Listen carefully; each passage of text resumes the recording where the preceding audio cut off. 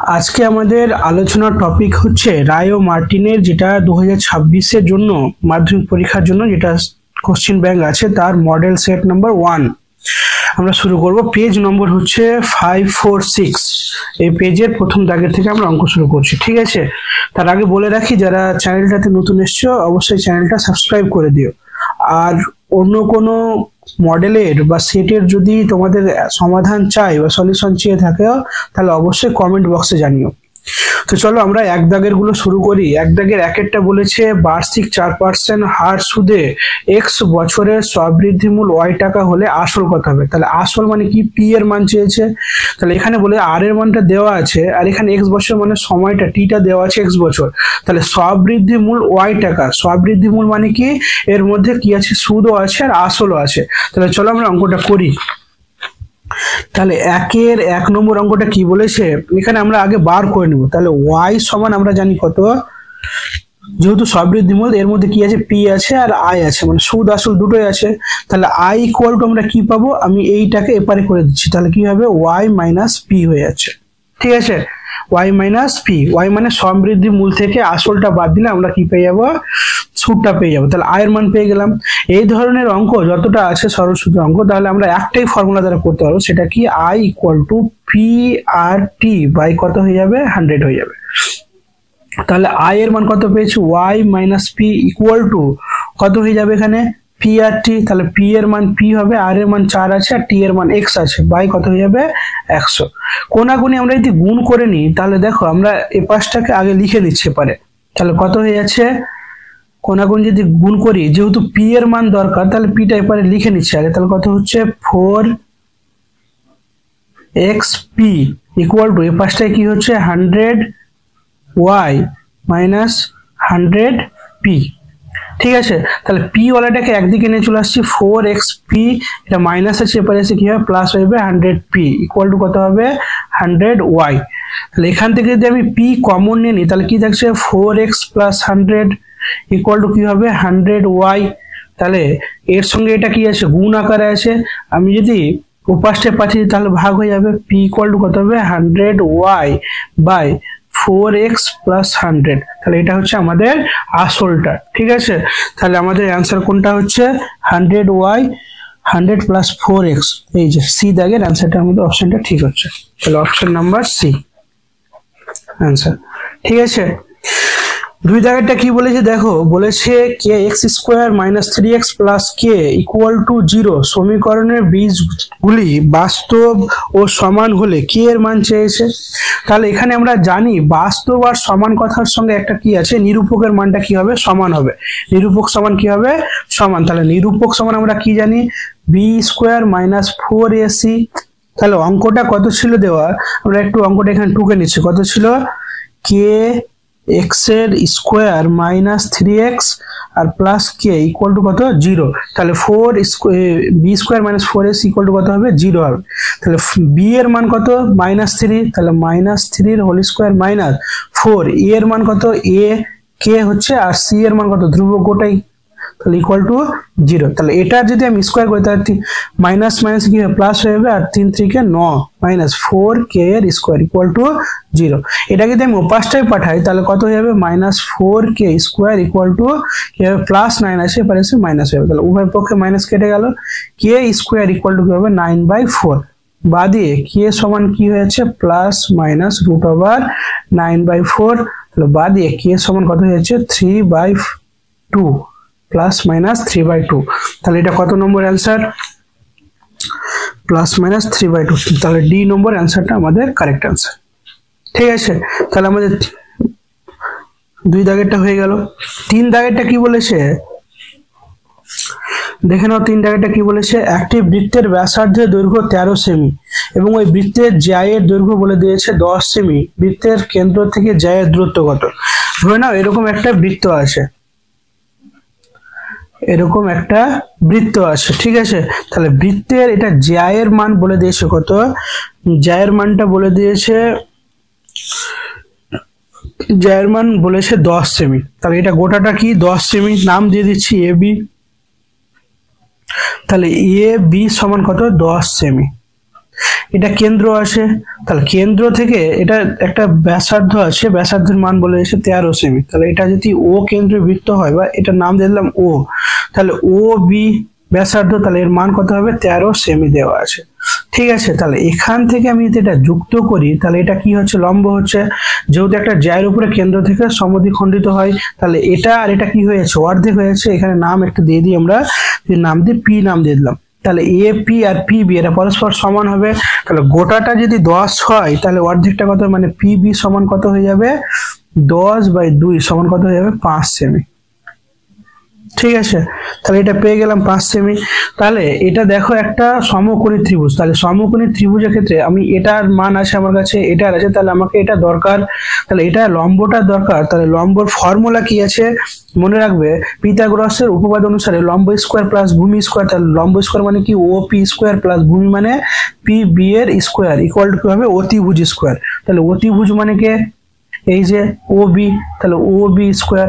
তাহলে ওপি এর মানটা আমাদের জানা নেই, তার জন্য লিখে দিলাম পি বি এর মান জানি কত, 5 এর স্কোয়ার, আর ও বি মানে 13 এর স্কোয়ার।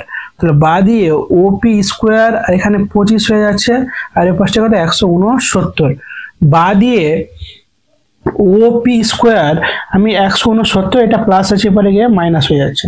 তাহলে ওপি স্কোয়ার সমান কত হয়ে যাচ্ছে 144, বা ও পি সমান কি হবে √ওভার 144 সমান কত হয়ে যাচ্ছে 12।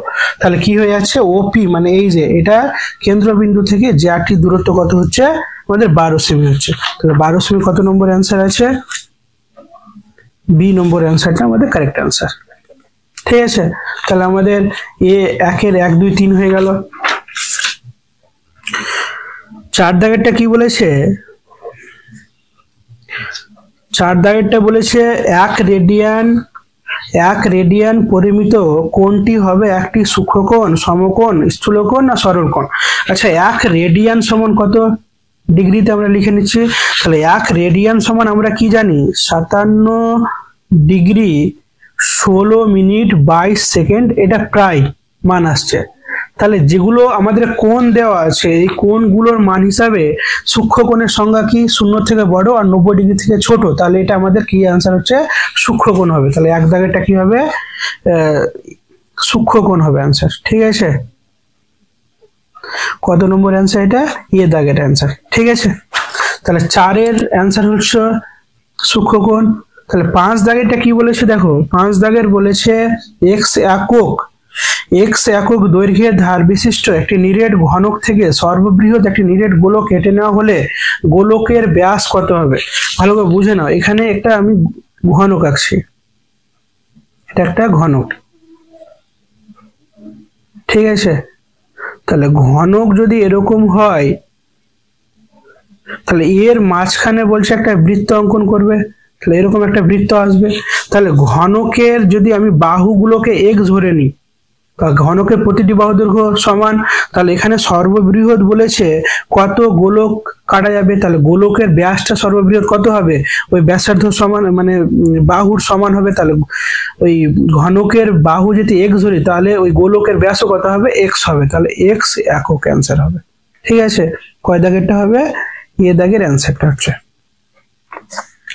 আচ্ছা 6 দাগেরটা কত বলেছে, 6 দাগেরটা বলেছে 7x - 3 10x + 3 আর x - 5 সংখ্যাগুলির যৌগিক গড় 15 দেওয়া আছে। তাহলে গড় আমরা কিভাবে বার করি, সবগুলো টোটাল বাই কটা সংখ্যা তো দিয়ে ডিভাইড করলে এটা পাওয়া যায়। তাহলে 1 2 3 4 5 5টা সংখ্যা, এটিকে সমষ্টি দিয়ে যোগ করে নিচে 5 দিয়ে ভাগ করলে আমরা এটা 15 পাবো।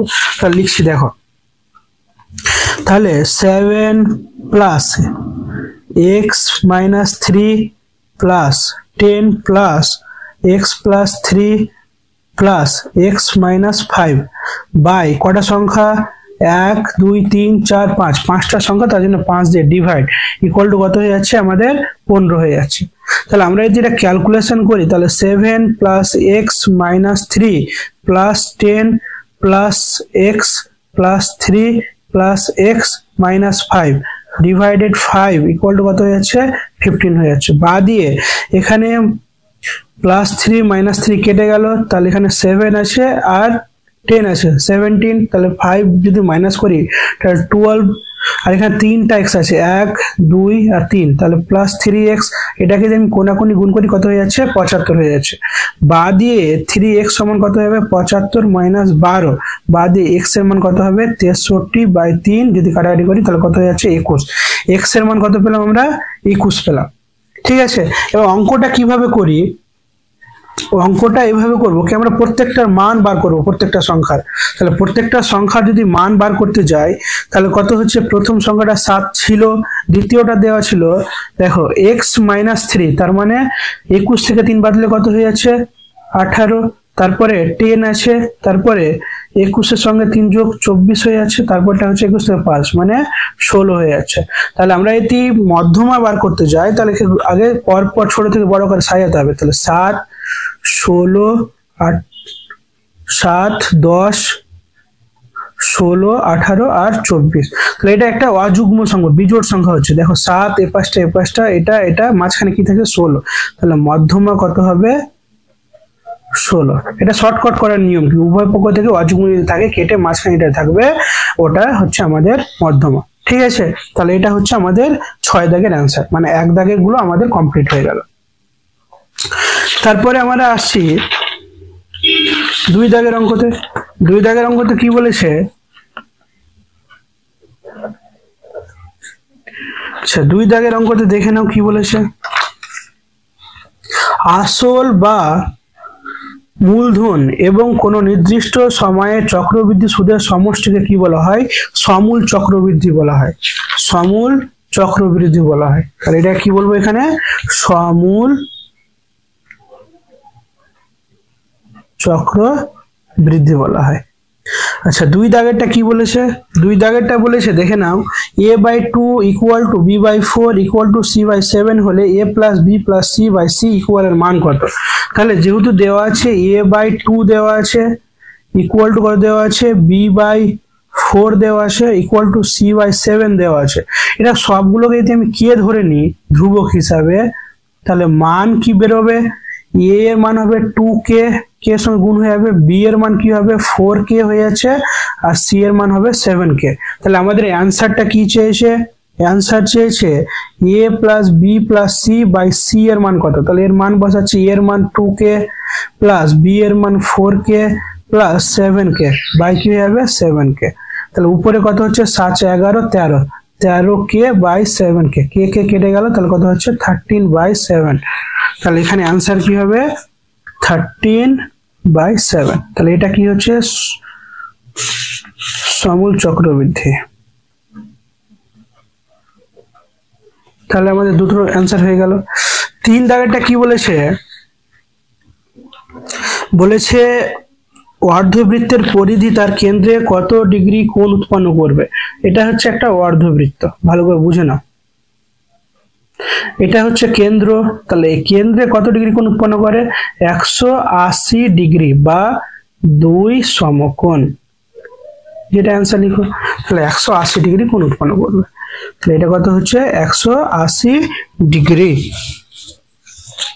তারপর 4 দাগেরটা, 4 দাগেরটা কি বলেছে দেখো, 4 দাগেরটা বলেছে tan θ - 15 ডিগ্রি ইকুয়াল টু দেওয়া আছে 1/√3 sec থিটার মান কত। তাহলে sec থিটার মান যেহেতু চাইছে, এখান থেকে আমরা থিটার মানটা এই যে এই টার্ম থেকে আমরা বার করব। কিভাবে বার করব, তাহলে দেওয়া আছে আমাদের tan দেওয়া আছে, tan θ - 15 ডিগ্রি ইকুয়াল টু কত দেওয়া আছে 1/√3। তাহলে এখানে tan θ - 15 ডিগ্রি, তাহলে tan এর সঙ্গে 1/√3 কোনো সম্পর্ক আছে, অবশ্যই আছে, tan 30 এর মান। তাহলে উভয় পক্ষে tan সরিয়ে দিচ্ছি, তাহলে কি থাকবে θ - 15 ডিগ্রি ইকুয়াল টু 30 ডিগ্রি। তাহলে অতএব θ সমান কত আসছে 30 আর এখানে প্লাস 15 হয়ে যাচ্ছে, তাহলে কত থিটার মান হয়ে যাচ্ছে 45 ডিগ্রি। আমাদের অ্যান্সার চেয়েছে sec θ, তাহলে sec থিটার মান কত 45 ডিগ্রি, তাহলে কত হয়ে যাচ্ছে শুধুমাত্র আমাদের √2 অ্যান্সার হচ্ছে এটা। ঠিক আছে, তাহলে এটা অ্যান্সার হয়ে গেল 4 দাগেরটা √2। তারপর একটি লম্ববৃত্তাকার শঙ্কুর অর্ধ শীর্ষ কোণ 45 ডিগ্রি হলে তার উচ্চতা এবং তির্যক উচ্চতার অনুপাত কত হবে? ভালো করে বুঝে নাও, আমি চিত্রটা এখানে দিয়ে দিচ্ছি, ভালো করে দেখে নাও। এখানে বলেছে 5 দাগের একটা শঙ্কু দেওয়া আছে, তাহলে শঙ্কু এঁকে নিলাম। তাহলে এখানে যদি এরকম হয় শঙ্কু, তাহলে এখান থেকে এটা হচ্ছে আমাদের ব্যাসার্ধ আর এটা হচ্ছে আমাদের উচ্চতা। তাহলে উচ্চতাকে আমরা এস ধরি, এটা তির্যক উচ্চতা তার জন্য এল ধরি, এটা এ ধরে নিচ্ছে, ঠিক আছে। এটা একটা কোণ, তাহলে এখানে কোণে কত 45 ডিগ্রি। ভালো করে বুঝে নাও, অঙ্কটা বলছে কি একটি লম্ববৃত্তাকার শঙ্কুর অর্ধ শীর্ষ কোণ, অর্ধ শীর্ষ কোণে অর্ধেক 45 ডিগ্রি হচ্ছে। আর বলেছে কি তার উচ্চতা এবং তির্যক উচ্চতা অনুপাত, তাহলে এটা উচ্চতা এটা তির্যক উচ্চতা। তাহলে এটা যদি কোণ হয় তাহলে এটার সাপেক্ষে এটা ভূমি, এটা লম্ব, তাই তো। তাহলে এটা ভূমি আর এটা অতিভুজ। ভূমি অতিভুজের মধ্যে সম্পর্ক কি cos, তাই তো। কত degree? 45 degree. cos 45 degree equal to কি হবে? ভূমি বাই অতিভুজ। তাহলে ভূমি কত h আর অতিভুজ l। তাহলে এখানে cos 45 এর মান কত? 1/√2, 1 বাই কত? √2 ইকুয়াল টু কত? h by l। আমি যদি h অনুপাত l লিখি তাহলে কি হবে? 1:√2 আসছে। এটা হচ্ছে আমাদের অনুপাত, ঠিক আছে। তাহলে এটা কত দাগের? 5 দাগেরটা কত হচ্ছে? 1:√2। তারপরে এটা চলো 6 দাগেরটা কি বলেছে?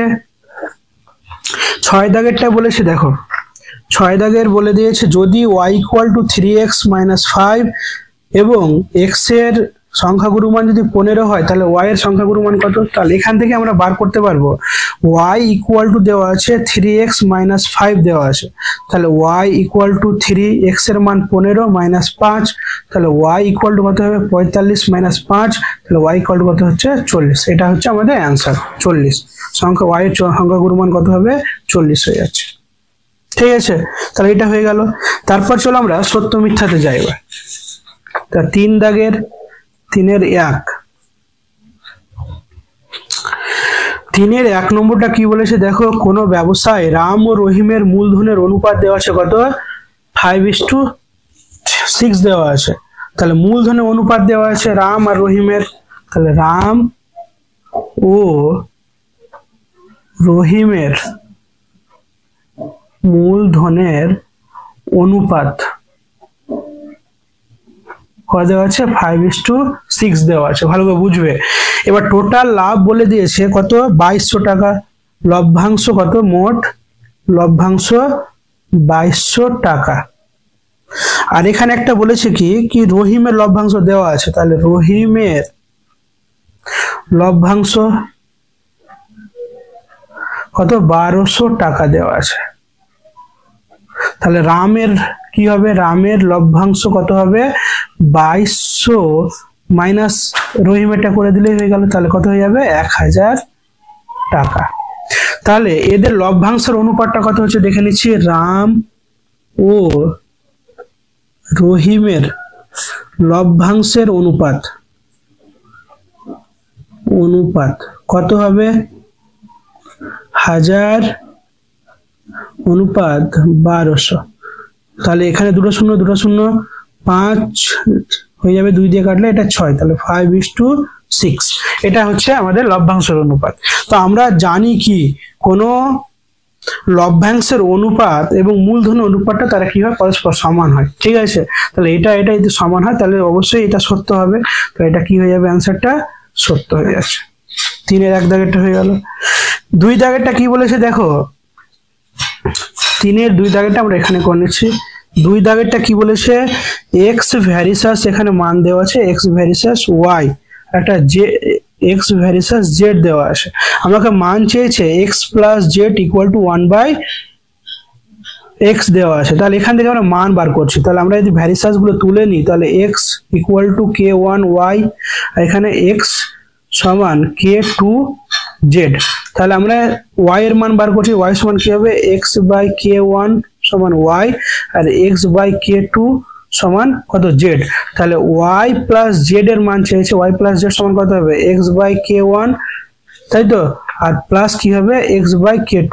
তাহলে উভয় পক্ষ থেকে x যদি আমি কমনটা নিই তাহলে 1/k1 প্লাস 1/k2। এটা গোটাটা কি? ধ্রুবক, তাহলে y প্লাস z ছিল এখানে। তাহলে এখানে কি করে নিচ্ছি আমরা? বা দিয়ে y প্লাস জেড, তাহলে এটা ধ্রুবক আর সমানটা আমি তুলে দিই, তাহলে কি আসছে, এটা আসছে। তাহলে কিন্তু আমাদের এখানে কোশ্চিনে দেওয়া নেই 1/x দেওয়া আছে, তার জন্য এটা কি হয়ে যাবে, মিথ্যা হয়ে যাবে। ঠিক আছে, 2 দাগেরটা কি হয়ে যাচ্ছে, মিথ্যা হয়ে যাচ্ছে। 3 দাগেরটা কি বলেছে, 3 দাগেরটা বলছে আয়তক্ষেত্রে বর্গগুলির বর্গের সমষ্টি কর্ণ দুটির বর্গের সমষ্টির সমান হবে। এটা কিন্তু সত্য হবে, এটা একটা থিওরি আছে, তাহলে এটা সত্য হবে। আমরা এটা 3 দাগেরটা কি করে দেবো, সত্য করে দেবো। ঠিক আছে, তাহলে 4 দাগেরটা কি হবে, এই যে আমি একটু চিত্রটা দেখিয়ে দিচ্ছি তোমাদের সুবিধা হবে। এই যে এটা একটা চিত্র, আয়তক্ষেত্র, এটা দৈর্ঘ্য যদি হয় আর এটা কি প্রস্থ, তাহলে এই দৈর্ঘ্যগুলোর বর্গের বর্গ আর এই প্রস্থ বর্গের সমষ্টি কি হবে, এই কর্ণ দুটির বর্গের সমষ্টির সমান হবে। তাহলে এটা একটা থিওরি আছে, সেটা সত্য হবে। ঠিক আছে, তাহলে 4 দাগেরটা হয়ে গেল। 5 দাগেরটা কি বলেছে দেখো, 5 দাগেরটা বলেছে, আচ্ছা 3 দাগের হলো এটা না, 4 দাগেরটা কি বলেছে, 4 দাগে বলছে sin 21 degree plus cos square 69 degree এর সরলতম মান, মানে এর মান নির্ণয় করতে বলেছে। তাহলে কত দেওয়া আছে, sin square 21 plus cos square 69 degree.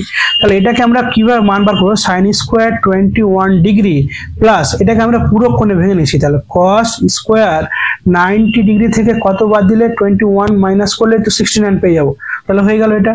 পরের sin স্কোয়ার 21 ডিগ্রি, তাহলে এটা যেহেতু cos স্কোয়ার এটা আছে পুরো কোণে যদি ভাঙি, তাহলে sin স্কোয়ার 21 ডিগ্রি, তাহলে বাদ দিয়ে এটা sin স্কোয়ার 21 sin স্কোয়ার, তাহলে 2 কি আসছে, sin স্কোয়ার 21 ডিগ্রি। তাহলে এটা কি 1 আসছে, মান আসছে না, তার জন্য এটা কি হবে, মিথ্যা হয়ে যাবে। তাহলে 4 দাগেরটা কি হচ্ছে, মিথ্যা হয়ে যাচ্ছে। 5 দাগেরটা কি বলেছে, 5 দাগেরটা বলেছে অর্ধগোলকের বক্রতলের ক্ষেত্রফল ভূমির ক্ষেত্রফলের কি হবে, দ্বিগুণ হবে। অর্ধগোলকের ক্ষেত্রফলের ফর্মুলা কি, 4 পাই আর স্কোয়ার। ঠিক আছে, আর ভূমি যেটা থাকে, ভূমি গোলকে যদি ভূমি যদি বলা যায় তো ওর ফর্মুলা কি, পাই আর স্কোয়ার। যেহেতু দ্বিগুণ বলেছে তার জন্য 2 দিয়ে ইনটু হয়ে যাবে, তাহলে উভয় পক্ষ কি হয়ে যাচ্ছে, এটা হচ্ছে পূর্ণ গোলকের ক্ষেত্রফল, তাহলে একে যদি আমি 2 দিয়ে ডিভাইড করি তাহলে কত পেয়ে যাবো, এটা পাচ্ছে।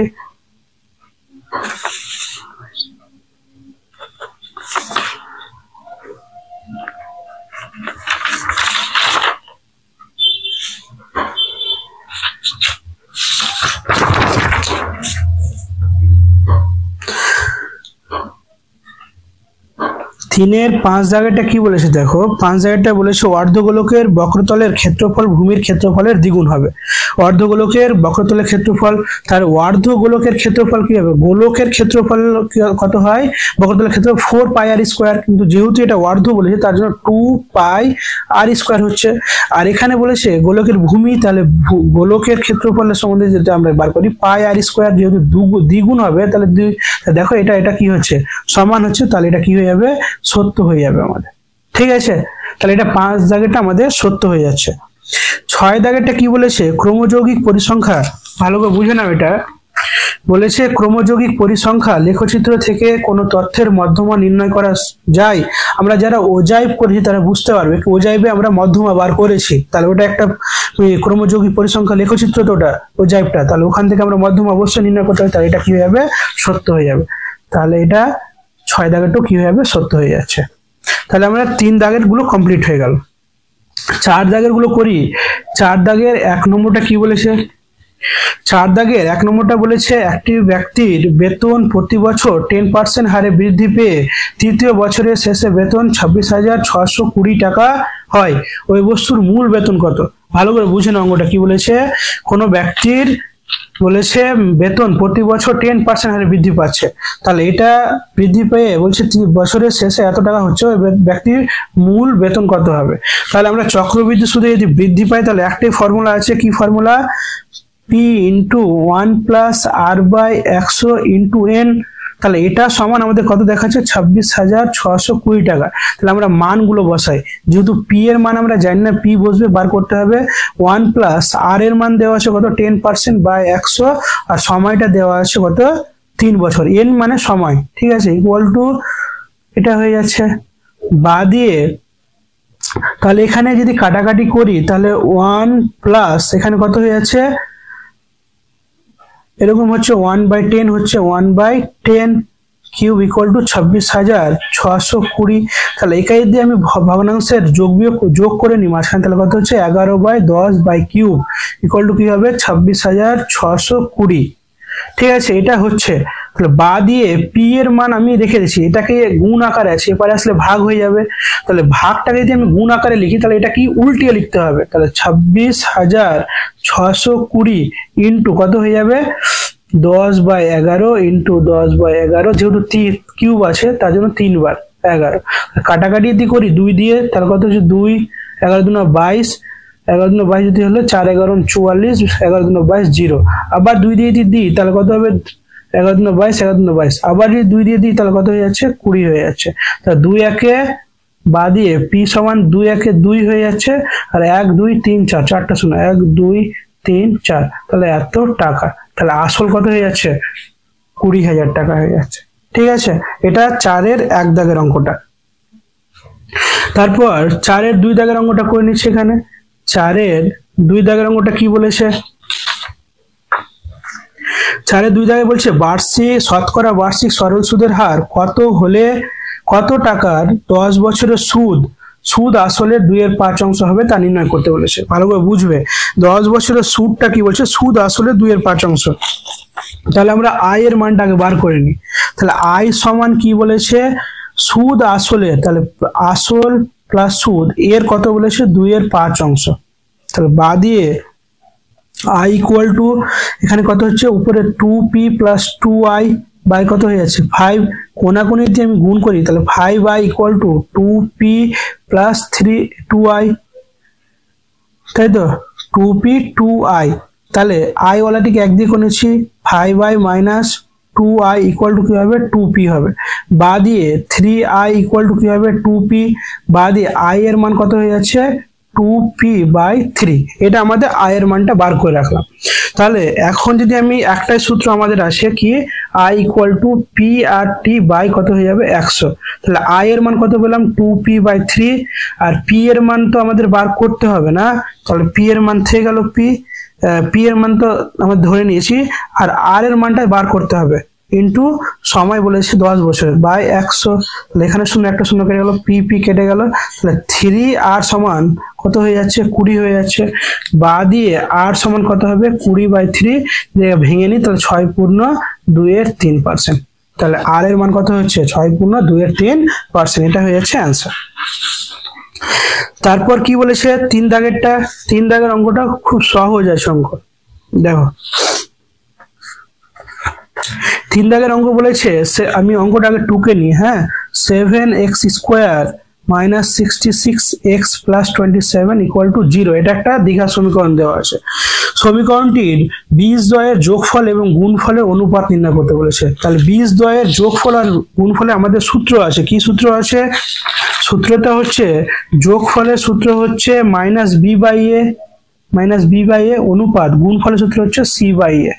তাহলে এখানে মান বসাচ্ছি, দেখো এখানে মাইনাস যাতে মাইনাস বসালে b এর মান কত -66 বাই e এর মান কত 7 অনুপাত c এর মান 27 আর e এর মান কত 7। তাহলে উভয় পক্ষে 7 7 কেটে গেলে দেখো মাইনাস মাইনাসে প্লাস হয়ে যাবে 66 অনুপাত 27। 3 দিয়ে কাটি যদি আমি 22 আর 3 9 27, তাহলে বা দিয়ে 22 অনুপাত 9। তাহলে এটা হচ্ছে আমাদের অ্যান্সার, 3 দাগের অ্যান্সারটা। ঠিক আছে, তো 3 দাগের অ্যান্সার হয়ে গেল।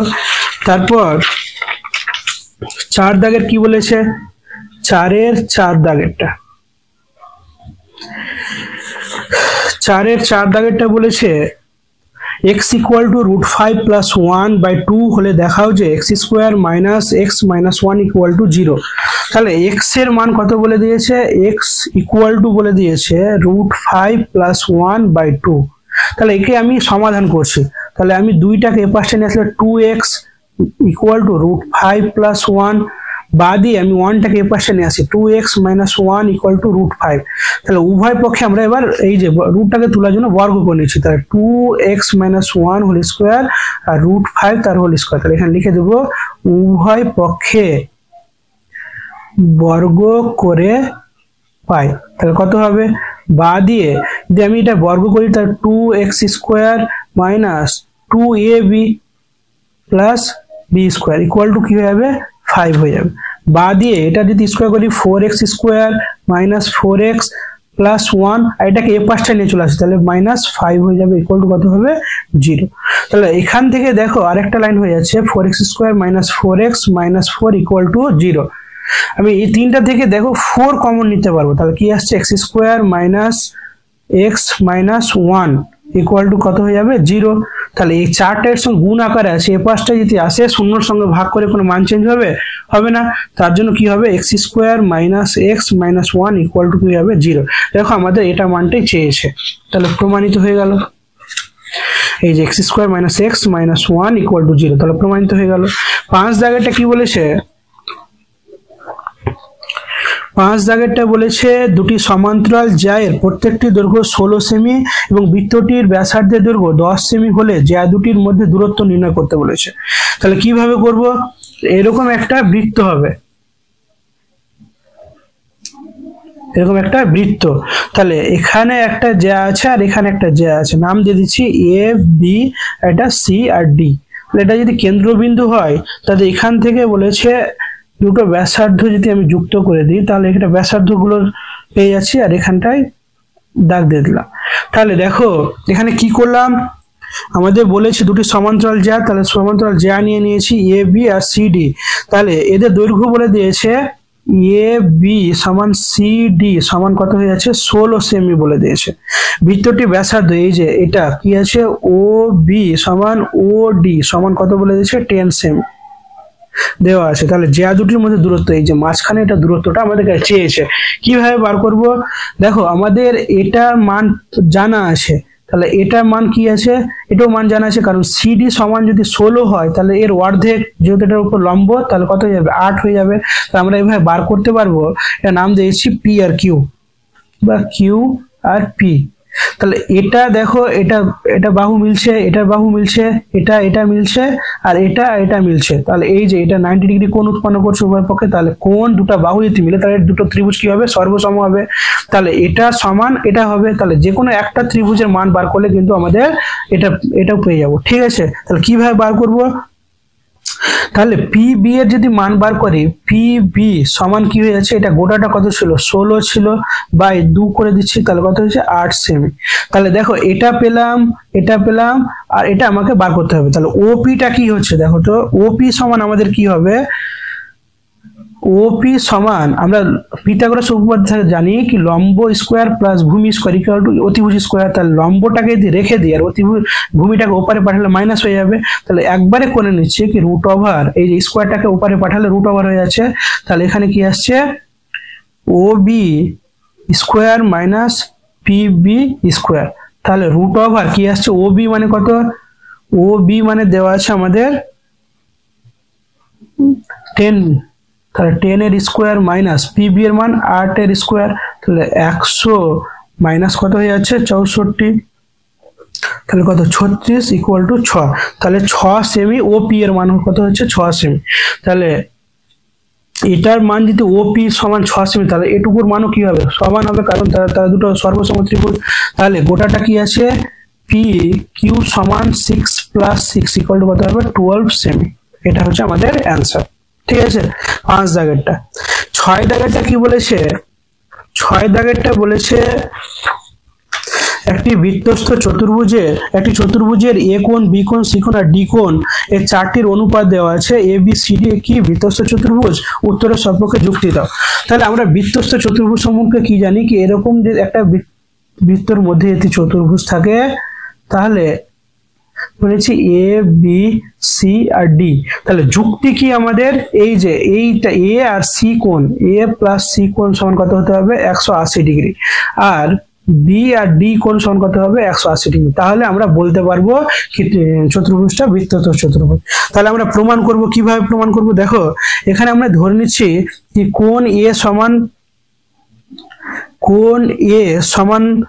আর কোণ বি আর কোণ সি আর কোণ ডি এদের মান বার করব। তাহলে অনুপাতটা কত দেওয়া আছে 1:4:5:2। তাহলে সবগুলোকে এক্স ধরে করে নিচ্ছি। তাহলে এ এটা বি এটা সি এটা ডি। তাহলে এ এর মান কত হবে এক্স ধরে নিচ্ছি, বি এর মান কত হবে 4x, সি এর মান কত হবে 5x আর ডি এর মান 2x। তাহলে চতুর্ভুজের চারটি কোণের সমষ্টি কত হবে 180 360। তাহলে এখানে কত 4 আর 1 5টা x, 5 10 আর 12। তাহলে 12x সমান কত হচ্ছে 360 ডিগ্রি, তাই তো? তাহলে x এর মান কত হবে 360/12, তাহলে কত হচ্ছে 30 ডিগ্রি। x এর মান কত পেলাম 30 ডিগ্রি। তাহলে এখানে a কোণের b কোণের আর c কোণের মানটা আমরা বার করলে হয়ে যাবে। তাহলে তো আমাদের শর্ত সাপেক্ষে কি আছে a প্লাস c এর মান যদি 180 হয় তাহলে কোণ a প্লাস কোণ c এর মান করছি। তাহলে কোণ a সমান কত x মানে 30 যোগ কোণ c মানে 5x, 5 × x এর মান 30। তাহলে কত হচ্ছে 30 ডিগ্রি প্লাস এখানে 150, তাহলে কত হয়ে যাচ্ছে টোটাল 180 ডিগ্রি। এটা কিন্তু কোণ এ আর কোণ সি এর মানটা প্রযোজ্য হয়ে গেল। আরেকটা আমাদের কি প্রমাণ করতে হবে কোণ বি প্লাস কোণ ডি।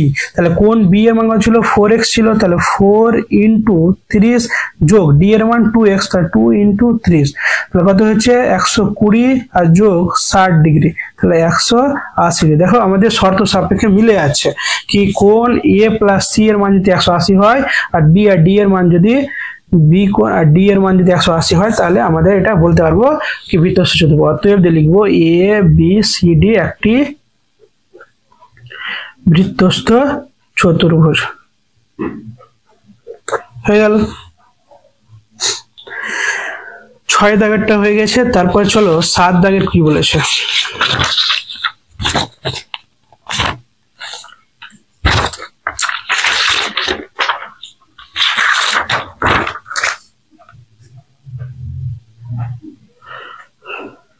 চারের 7 দাগেরটা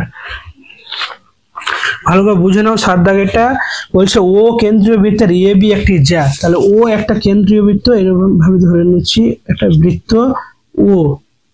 এখানে বলে দিয়েছে এ বি একটা জ্যা, তাহলে এ বি এরকম একটা জ্যা নিয়ে নিলাম, এটা নাম দিয়েছি এ আর এটা নাম বি দিয়ে দিলাম, ঠিক আছে? এ বি জ্যা, বি বিন্দুতে স্পর্শক, তাহলে স্পর্শক যদি হয় তাহলে এরকম হবে, ঠিক আছে? এটা একটা স্পর্শক। স্পর্শক বলেছে এ ও, তাহলে এ ও যুক্ত করে দিলাম, এ ও এর সঙ্গে সি বিন্দু মিলিত হয়েছে, তাহলে এটা এখানে গিয়ে সি বিন্দু মিলিত হয়েছে। এবার এখানে বলে দিয়েছে A C B, A C আর বি এটার মান দেওয়া আছে কত 36 ডিগ্রি। তাহলে বলছে আমাদের এটার মান কত হবে, কিভাবে বার করব? ধরো এখান থেকে এটা একটা লম্ব দিয়ে দিচ্ছি, ঠিক আছে? তাহলে প্রথমে আমরা বলে দেব কি বলবো কি ও বিটা, এই যে ও আর বিটা কার উপরে লম্ব, বি সি এর উপরে লম্ব। যদি লম্ব হয় তাহলে কোণটা কত ডিগ্রি হবে, এই কোণটা কত ডিগ্রি হয়ে যাবে 90 ডিগ্রি। তাহলে কোণ ও বি সি সমান কত হয়ে যাচ্ছে 90 ডিগ্রি। আমাদের কোণ কি জানা আছে এ সি বি সমান এই কোণের মান জানা আছে কত 36 ডিগ্রি। তাহলে বাকি এই কোণের মানটা আমরা বার করতে পারবো, কি হবে কোণ বিওসি বা বিওসি বা সিওবি যেটা দাও সমান কত বার করবো 180 ডিগ্রি মাইনাস, এ দুটো মাইনাস করলে হয়ে যাবে 90 মাইনাস 36 ডিগ্রি। তাহলে আমাদের টোটাল কত হচ্ছে 54 ডিগ্রি। আমাদের কিন্তু এই কোণটা মান পাচ্ছে, ঠিক আছে?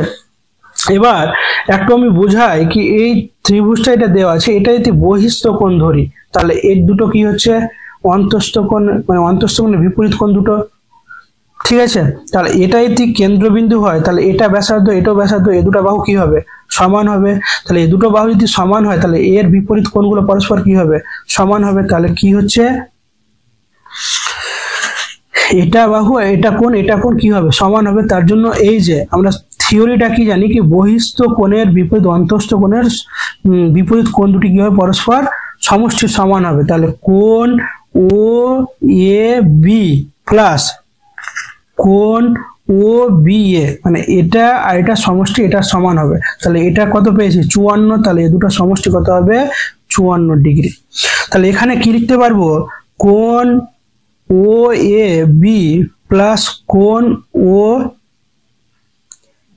এ বি সমান কত 54 ডিগ্রি। কেন? যেহেতু এটা আর এটা কি আছে সমান। কেন সমান হবে? ও এটা বৃত্তের ব্যাসার্ধ আর ও বিটাও বৃত্তের ব্যাসার্ধ, তার জন্য এই দুটো বাহু কি হবে সমান। যদি হয় তাহলে এদের বিপরীত কোণগুলো কি হবে সমান হবে। তার জন্য এখানে লিখে দেবো অতএব কোণ ও এ বি সমান কোণ ও বি এ। তাহলে ও বি এর জায়গাতে ও এ বি লিখে দিলাম। তাহলে 2 ও এ বি সমান কত 54 ডিগ্রি। অতএব কোণ ও এ বি সমান কত হচ্ছে 54/2 মানে কত হয়ে যাচ্ছে 27 ডিগ্রি। তাহলে এটাই আমাদের অ্যান্সার চেয়েছে। এটাই হচ্ছে আমাদের অ্যান্সার, 7 দাগের অ্যান্সারটা। তারপরে দেখো 8 দাগেরটা কি বলেছে। 8 দাগেরটা বলেছে 2 sin theta cos theta equal to 1, 2 sin theta cos theta equal to 1। তাহলে এখান থেকে আমাকে মান চেয়েছে কিসের? sin theta minus cos theta। তাহলে এই যে এই মানটাকে ইউজ করার জন্য আমাকে এরকম একটা ফর্মুলা নিতে হবে যেন এই মানটা ইউজ করা যায়, ব্যবহার করা যায়। তাহলে এটা স্কোয়ার যদি করি তাহলে a minus b হোল স্কোয়ারের ফর্মুলা কি আসছে a plus b,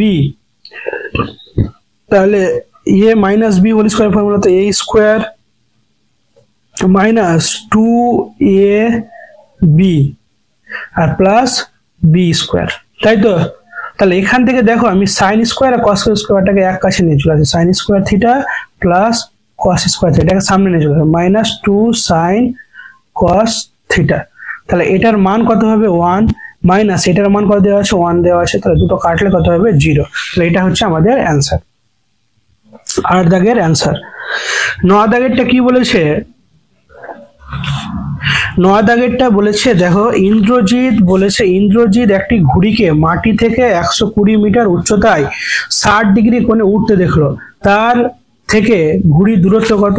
ধরো এখান থেকে ইন্দ্রজিৎ দেখছে এখানে ঘুড়িটা উড়ছে, ঠিক আছে। তো মাটির সঙ্গে এর উচ্চতাটা বলে দিয়েছে আর এখানে কত ডিগ্রি কোণে দেখছে সেটাও বলে দিয়েছে। তাহলে কত ডিগ্রি কোণে দেখেছে বলে দিয়ে সেখানে 60 ডিগ্রি কোণ দেখছে। তাহলে এতে ঘুড়ি আছে, বিটা লম্ব ভূমি বরাবর আর এটা সি থেকে দেখছে। তাহলে ইন্দ্রজিৎ এখান থেকে দেখছে, এটা মান দেওয়া আছে মাটি থেকে উচ্চতা 120 দেওয়া আছে, এটা 60 দেওয়া আছে, আমাকে এটা দরকার। তাহলে এটা কি অতিভুজ আর এটা কি হচ্ছে এটা ভূমি হচ্ছে, এটা লম্ব। লম্ব বাই অতিভুজের মান কত সাইন, যেহেতু লম্ব দেওয়া আছে আমাকে এটা অতিভুজ বার করতে হবে। লম্ব অতিভুজের সম্পর্ক কি সাইন, তাহলে সাইন কত ডিগ্রি 60 ডিগ্রি ইকুয়াল টু কি হচ্ছে এ বি বাই এসি। তাহলে এ বি বাই এসি, তাহলে সাইন 60 মান কত হচ্ছে √3/2 ইকুয়াল টু এ বি এর মান কত 120 দেওয়া আছে আর এসি আমাকে বার করতে হবে। তাহলে এখানে এসি √3 এসি সমান কত হয়ে যাবে 240, বা দিয়ে এসি সমান কত 240/√3। এখানে করণীয় নিরসন করে দেবো, তাহলে উভয় পক্ষে √3 উপরে নিচে গুণ করে নিচ্ছি, তাহলে 280 √3 আর নিচে কত হয়ে যাবে 3 √3 গুণ করলে তো 3 দিয়ে থেকে কাটি তাহলে কত হচ্ছে 80 হয়েছে। অ্যান্সার হচ্ছে 80 √3 মিটার। এটা হচ্ছে আমাদের অ্যান্সার, ঠিক আছে। 9 দাগের হয়ে গেল। 10 দাগেরটা কি বলেছে 4-এর 10 দাগের। 10 দাগেরটা বলেছে দুটি লম্ববৃত্তাকার নিরেট চোঙের ব্যাসার্ধের দৈর্ঘ্যের অনুপাত। তাহলে দুটো যেহেতু ব্যাসার্ধ আছে তাহলে ব্যাসার্ধগুলো কি R1/R2 সমান ধরে নিচ্ছি কত 2:3 দেওয়া আছে, তাহলে 2/3 ধরে নিলাম। আর দুটি বলে দিয়েছে উচ্চতার অনুপাত বলে দিয়েছে 5:3, তাহলে H1 আর H2 তাহলে 5:3 কত হয়ে যাচ্ছে 3 হয়ে যাচ্ছে, এটা হয়ে যাচ্ছে। এখান থেকে এবার যদি আমরা বলেছে কি বলেছে কি বক্রতলের ক্ষেত্রফল অনুপাত চেয়েছে, তাহলে বক্রতলের ক্ষেত্রফল কি 2πr1 আর h, তাহলে সেম আসবে 2πr2h2, তাহলে 2π কেটে গেল, তাহলে এখানে থাকছে R1 R2 into H1 H2, তাহলে R1 এর মান কত 2/3 ইন্টু 5/3, তাহলে কত হচ্ছে 10/9। এটা হচ্ছে এবার অনুপাতে যেহেতু সাজাতে বলছি তাহলে 10 অনুপাত কত হয়ে যাবে 9। এটা হচ্ছে আমাদের অ্যান্সার 10 দাগেরটা। চলো 11 দাগেরটা কি বলেছে। 11 দাগেরটা বলেছে খুব ভালো অঙ্ক দেখবে। 11 দাগেরটা বলেছে একটি গোলকের বক্রতলের ক্ষেত্রফল 125% বৃদ্ধি পেলে তার ব্যাসার্ধ শতকরা কত বৃদ্ধি পাবে। তাহলে কোনো একটা ব্যাসার্ধ ওর বক্রতলের ক্ষেত্রফল আছে, সেখান থেকে 125% বৃদ্ধি পাচ্ছে। তাহলে এভাবে লিখে নেব আমরা, কি ধরে নিচ্ছি, কি ধরি ব্যাসার্ধ আমরা যদি ধরি, তাহলে ব্যাসার্ধ কত আর, তাহলে বক্রতলের ক্ষেত্রফল কি হবে, বক্রতলের ক্ষেত্রফল সমান 4 পাই আর স্কোয়ার, এটাই তো বক্রতলের ক্ষেত্রফল। তাহলে লিখে দিলাম। তাহলে গোলকের বক্রতলের ক্ষেত্রফল 4 পাই আর স্কোয়ার। তাহলে এখানে বলছে এবার 125% বৃদ্ধি পায়। তাহলে অতএব নতুন বক্রতলের ক্ষেত্রফল সমান কত হবে, যেহেতু ক্ষেত্রফল থেকে বৃদ্ধি পাবে তাহলে এর সঙ্গে যোগ হবে, তাহলে 4 পাই আর স্কোয়ার, একবারে কোনি সেটা 4 পাই আর স্কোয়ার, এর সঙ্গে যেহেতু বৃদ্ধি পাবে তাহলে কার পাবে, এই যে এটারই আবার কি পাবে 4 পাই আর স্কোয়ার ইন্টু 125/100 এখানে যদি কাটাকাটি করি তাহলে এখানে 5 আর এখানে কত হয়ে যাবে 4 হয়ে যাবে। তাহলে 4 পাই আর যদি আমি কমন টেনে নিই 4 পাই আর স্কোয়ার, তাহলে এখানে 1 থাকছে, 1 প্লাস 5/4, কি আসছে 4 পাই আর স্কোয়ার, আর এখান থেকে আসছে কত 9/4 আসছে। এটা পেলাম। তো এটাকে আমি একটু লজিক লাগিয়ে, মানে আমি এ আকারে লিখবো 4 পাই আর স্কোয়ার, মানে এখানে 4 পাই রাখবো, এটাকে আর স্কোয়ার আকারে লিখবো। কিভাবে, বাদে 4 পাই লিখে দিলাম, এখানে 3r/2 তার হোল স্কোয়ার করলে দেখো 4 পাই, এটা আর স্কোয়ার, 3 স্কোয়ার মানে 9 পেয়ে যাচ্ছি, আর 2 স্কোয়ার মানে 4 পেয়ে যাবো, আর আর স্কোয়ার মানে আর স্কোয়ার, ওটাই থেকে যাচ্ছে। কিন্তু আমি একটু একে ডিজাইন দিলাম, কি একটা ফেস দিলাম, কি এটাকে আমি 4 পাই আর স্কোয়ার আকারে লিখে দিলাম। ঠিক আছে, এটা হলো। এবার নতুন গোলকের ব্যাসার্ধ এটা, তাহলে তাই তো 4 পাই আর স্কোয়ার, মানে এটা আর স্কোয়ারটা মানে কি এটা ব্যাসার্ধ। তাহলে এভাবে লিখে নেব, নতুন গোলকের ব্যাসার্ধ কত হচ্ছে 3r/2, এত হচ্ছে একক। তাহলে বৃদ্ধি পেল কত, অতএব বৃদ্ধি পেল, তাহলে কত বৃদ্ধি পেল, এটা হয়েছে এখন, আগে ছিল আর, তাহলে এটা থেকে এটা বাদ দিলে হয়ে যাবে 3r/2 মাইনাস আর। যদি আমি হরগুলো লসাগু 2 করি তাহলে 3r মাইনাস 2r সমান কি r/2, এটা বৃদ্ধি পেল। তাহলে শতকরা কত বৃদ্ধি পেল আমরা বার কিভাবে করব, দেখো শতকরা বৃদ্ধি পেল, কত বৃদ্ধি পেয়েছে, তাহলে বৃদ্ধি কত পেয়েছে r/2 বৃদ্ধি পেয়েছে, কত থেকে পেয়েছে, আগে ছিল আর থেকে বৃদ্ধি পেয়েছে, ইন্টু কত হয়ে যাবে 100। এটা হচ্ছে শতকরা বার করার নিয়ম। বৃদ্ধি কি, যতটা বৃদ্ধি পেয়েছে ওটা উপরে, নিচে কত থেকে বৃদ্ধি পেয়েছে ওটা নিচে বসবে, কতটা বৃদ্ধি পেয়েছে উপরে, আর কতর উপরে মানে কতটা থেকে বৃদ্ধি পেয়েছে ওটা নিচে, ইন্টু 100। তাহলে r/2, এটা নিচে কিছু নেই মানে 1 আছে, তাহলে একে ভাগটা গুণ করে দিই 1/r হয়ে যাবে ইন্টু 100। তাহলে r আর 2 50, তাহলে কত হয়ে যাচ্ছে 50% বৃদ্ধি পেয়েছে। তাহলে আমাদের এটা 11 দাগের অঙ্কটা হয়ে গেল। তারপর 12 দাগের আনসারটা কি বলেছে, চলো 12 দাগেরটা করে নিই। 12 দাগেরটা বলেছে,